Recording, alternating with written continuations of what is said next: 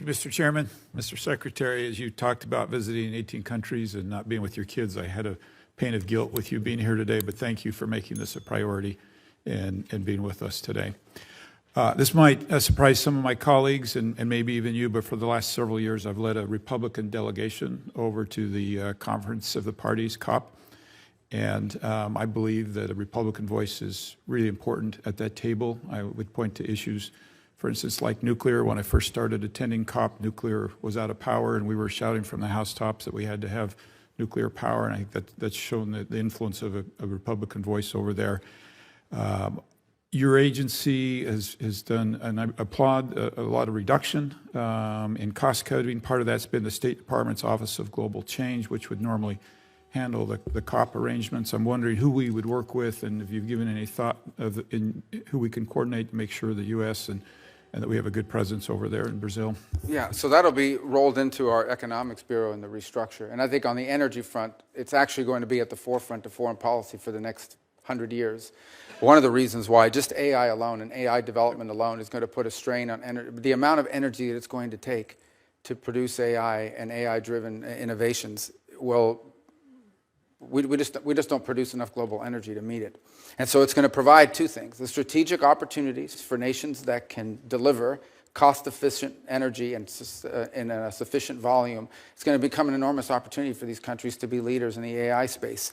But the other is it's going to put a strain on everybody else because it's going to use up those energy resources. So we need to be at the table to have conversations about how, not just what our role in energy is, but how we help invest or partner with countries that have a supply of energy. So as an example, Paraguay has a hydroelectric plant right now, and they were in a long-term deal with Brazil where they sold them 50% of the energy being produced. That deal is now expired. They're trying to figure out what to do with the 50% of electricity generated by hydropower that is no longer going to be going to Brazil. And they can't put that in a tank and ship it overseas. So someone, if they're smart, is going to go down to Paraguay and open up an AI facility.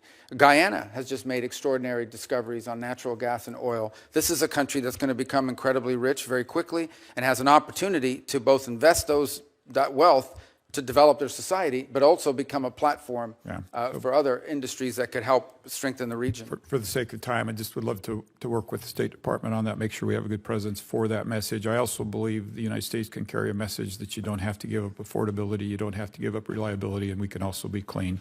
I think that's a really strong message for us.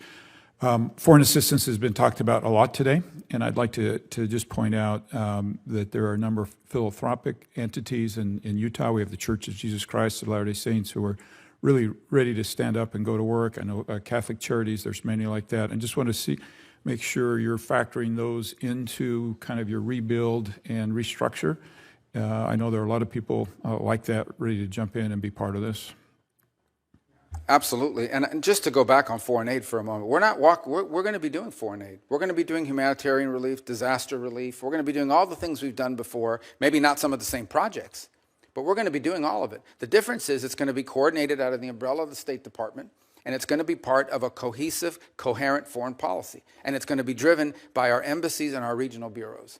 So in the case of the Philippines, which was brought up a moment ago, we're going to rely not just on the region bureau here in Washington, but in our embassy on the ground to help us every single year construct what aid needs to be delivered, be it humanitarian or disaster relief or the like, to that country. And that's been missing, that sort of cohesive approach to how we treat foreign aid as a tool in our broader toolbox, as opposed to its own toolbox altogether. We want to make it part of our broader toolbox on foreign policy. Yeah, and I think my only footnote is, as we do that, let's keep in mind that many people are willing to participate and be part of this without a drag on the U.S. tax dollar that I think can complement the vision that you just laid.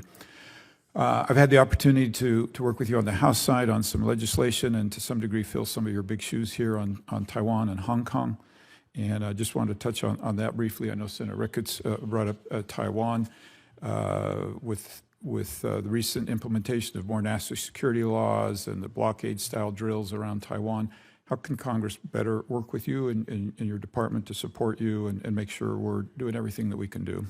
I mean, unfortunately, with Taiwan, I think with Hong Kong, as we've seen, is its autonomous Stan, I think our law now reflects that, is no longer real. It is basically an extension of, and I think one of the great examples of that is a company named Hutchison Ports, which is headquartered in Hong Kong. And they control two of the main facilities, the two main facilities on the Panama Canal. And everyone was saying, well, they're not a Chinese company. They're not Chinese. They're a private Hong Kong company. Well, when Hutchison Ports decided they were going to sell, all of a sudden the Chinese government's put all kinds of pressure on them, and it slowed down the deal. So how can it be if this company is an independent Hong Kong company, why do they care what the Chinese authorities think?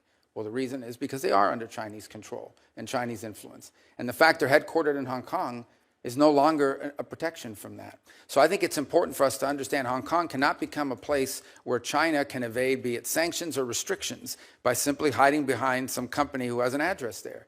It is sadly, tragically, and unfortunately, fully under the control, for national security perspectives, of authorities in Beijing. And sadly, as part of that, has lost all of the values that were in Hong Kong before, of a free press, of free people, that went with that as well. Yeah, those are incompatible with authoritarian rule. Good. Thank you.